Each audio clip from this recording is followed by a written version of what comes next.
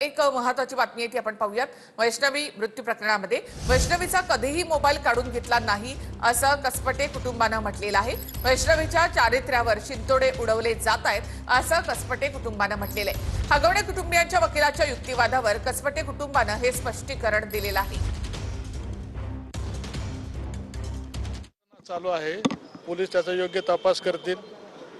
या न्यायदेवतेवर आमचा विश्वास आहे। त्यांनी किती चिंतोडे उडवले तरी त्याचा काही उपयोग होईल असं मला वाटत नाही। पण याबद्दल वैष्णवीला समजवलं होतं, तिचे मोबाईल काढून घेतलेले होते।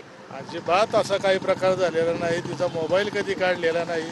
त्यांनी काढून घेतला असलं तर आम्हाला माहीत नाही। त्यांनी ज्या अनाठाई मागण्या केल्या होत्या याकरता आम्हाला एक बिल्डर गाठून त्याच्याकडून ॲडव्हान्स पैसे उचलावे लागले। बिफोर डॉक्युमेंट आम्ही त्यांच्याकडून पैसे उचलले आणि मग त्याच्याकरता आम्हाला आमची जमीन त्याला लिहून द्यावी लागली। त्यांनी ज्या अनाठाई मागण्या केल्या होत्या 51 तोळे आणि फॉर्च्युनर गाडी जी 50 लाखाची होती, एवढी आमची ऐपत त्यावेळेला नव्हती।